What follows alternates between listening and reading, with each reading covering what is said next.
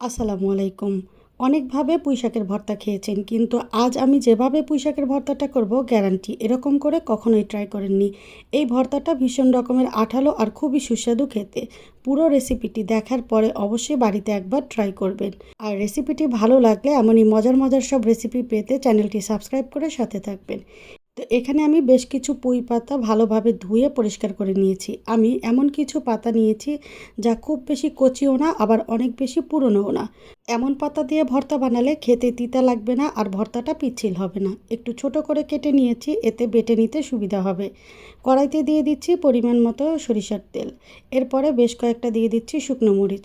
শুকনো মরিচগুলো ভাজার সময় একটা ব্যাপার খেয়াল রাখবেন, মরিচগুলো কালো করে ফেলবেন না। কালো হয়ে গেলে খেতে তিতা লাগে। অল্প আঁচে একটু সময় নিয়ে মুচমুচে করে ভেজে নেবেন, এবং রঙটা যেন এরকম লালই থাকে। মরিচগুলো ভাজা হয়ে গেলে তেল ঝরিয়ে তুলে নিচ্ছি। এখন আমি এখানে দিয়ে দিচ্ছি 5 থেকে 6 কোষ রসুন কুচি করে।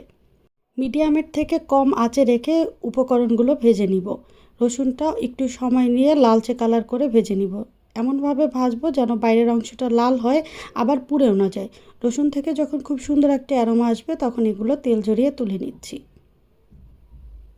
রসুন তুলে নেওয়ার পরে এখানে আমি দিয়ে দিচ্ছি 2টা বড় সাইজের পেঁয়াজ কুচি। পেঁয়াজটা হালকা বাদামি কালার করে ভেজে নিব। খুব বেশি বাদামি করা যাবে না, তাহলে ভর্তাটা খেতে ভালো লাগবে না।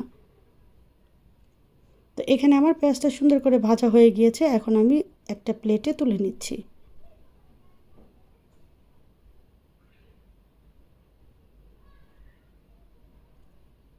পেঁয়াজ তুলে নেওয়ার পরে কড়াইতে যে অল্প তেল আছে তার মধ্যে আমি দিয়ে দিচ্ছি বেশ কিছু চিংড়ি। আমি চিংড়িগুলো অল্প লবণ আর হলুদের গুঁড়া দিয়ে ম্যারিনেট করে নিয়েছিলাম।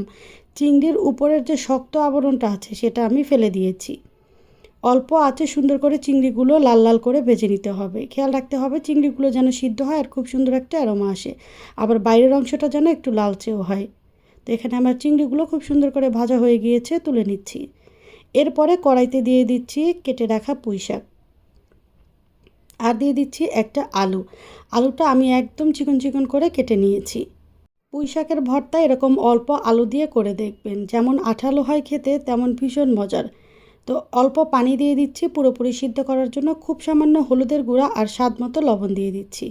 আমি ভর্তাতে কাঁচা লবণ ব্যবহার করব না, সিদ্ধ করার সময় যতটুকু লবণ প্রয়োজন ততটুকু দিয়ে দিচ্ছি। খুব ভালোভাবে সব কিছু মিশিয়ে নিয়ে ঢাকা দিয়ে অপেক্ষা করব সব কিছু খুব সুন্দর করে সিদ্ধ হয়ে আসা পর্যন্ত। তো এখানে আমার পুঁইশাক এবং আলু খুব সুন্দর করে সিদ্ধ করা হয়ে গিয়েছে। এখন পুঁইশাকের ভেতরে যে অতিরিক্ত পানিটা আছে এটা চুলার আঁচটা বাড়িয়ে দিয়ে খুব ভালোভাবে শুকিয়ে ফেলবো। যখন পানি পুরোপুরি শুকিয়ে যাবে তখন এখানে দিয়ে দিচ্ছি পরিমাণ মতো সরিষার তেল।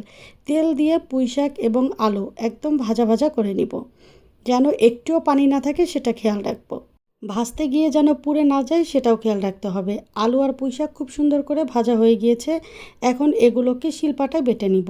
যে ভর্তাগুলো বাটা দরকার সেগুলো আমি শিলপাটায় বেটে নিতেই বেশ পছন্দ করি, এতে ভর্তাটা খেতে খুবই ভালো লাগে।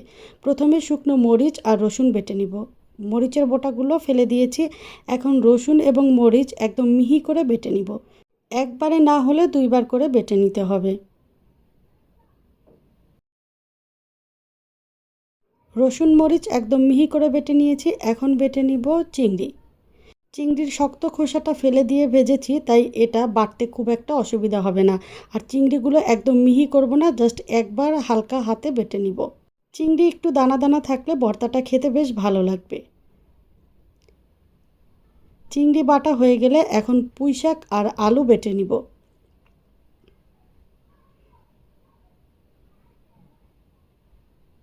পুঁইশাক এবং আলু বাটার সময় 2বার করে বেটে নিব, এতে একদম মিহি হবে।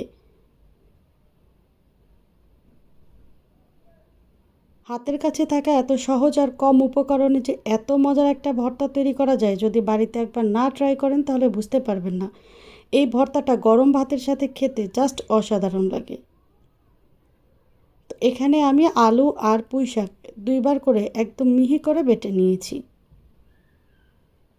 এরপরে একদম শেষে এখন আমি পেঁয়াজটা বেটে নেব। পেঁয়াজগুলো বাটার সময় একদম হালকা হাতে বেটে নিব।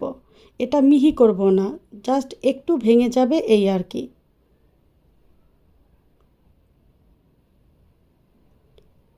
পেঁয়াজ বাটা হয়ে গেলে এখন সবগুলো উপকরণ খুব ভালোভাবে হাত দিয়ে মিশিয়ে নিব।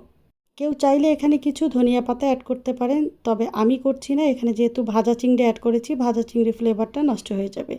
বেশ আঠালো মজার একটা ভর্তা। রেসিপিটি ভালো লাগলে লাইক, কমেন্ট, শেয়ার করে রাখতে পারেন।